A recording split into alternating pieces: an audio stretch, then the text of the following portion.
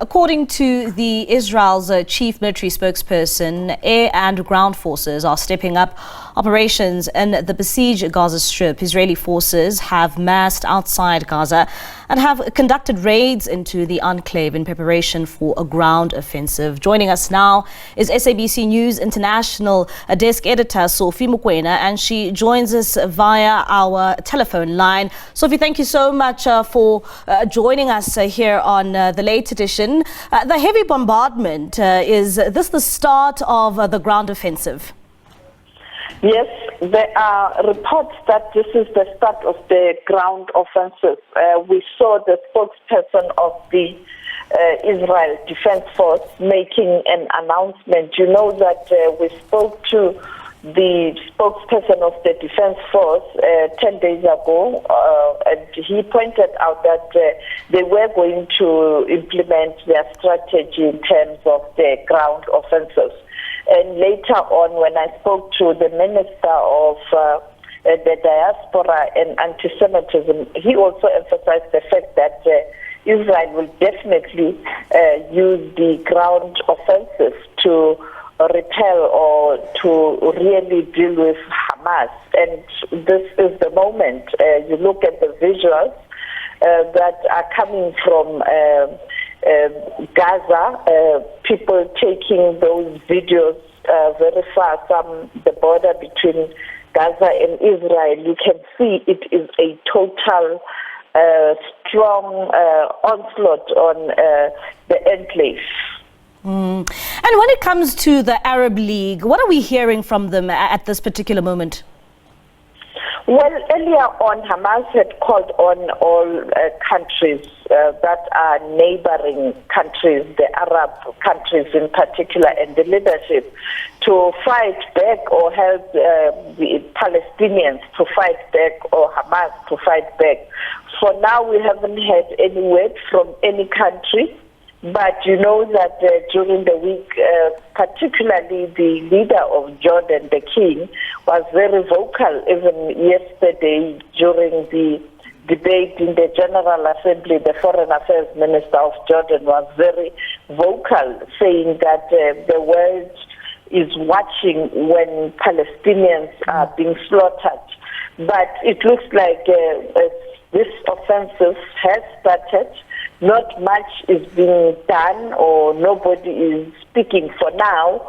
Maybe tomorrow morning we will get more information, because this heavy bombardment started later today and it was already dark in Gaza. So we don't know the impact. The third thing is that there's no communication, because what they did, they dismantled the communication system in Gaza, and therefore people in Gaza are using other means to bypass the challenges that they have, but the information is not flowing as it should, because the internet is down. And this is what happens in most cases when the regimes around the world want to commit atrocities, sometimes including the war crimes. This is what they do, so that people can't see, people can't hear, because to send the footage or the videos or the visuals becomes a problem when you don't have internet access. And this is what Israel has done. And Sophie, the United States of America had, earlier requested Israel to delay this ground operation, and clearly, the Israelis didn't listen. Why would you say that they decided to take this decision?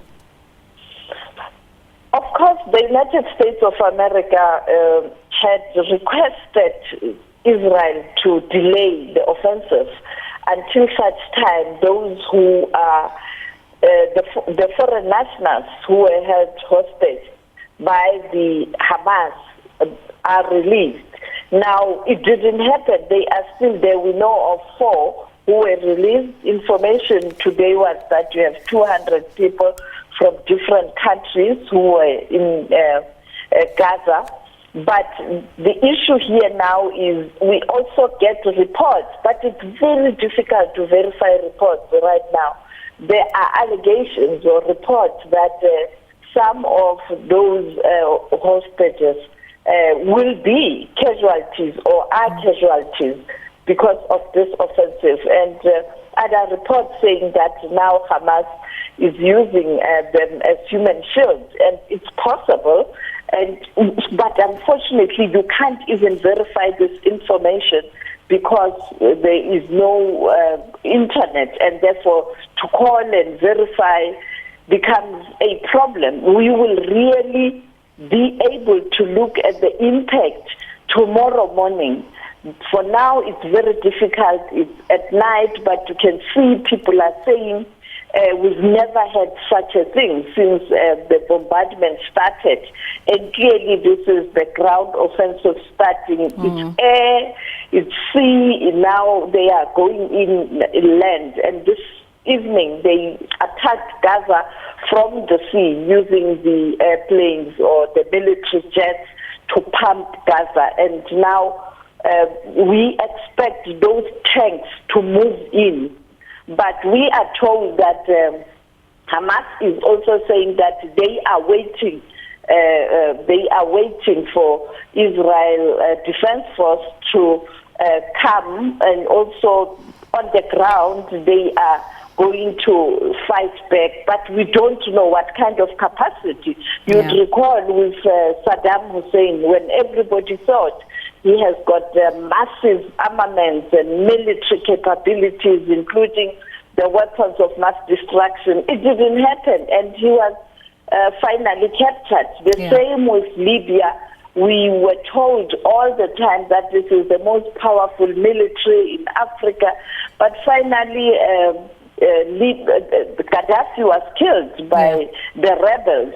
So we don't know, and that is why I always say to people, you can only measure the strength of the military when really they are engaging in a warfare. But people thinking that this country has got the most powerful military capabilities, unless it's tested, or this group or this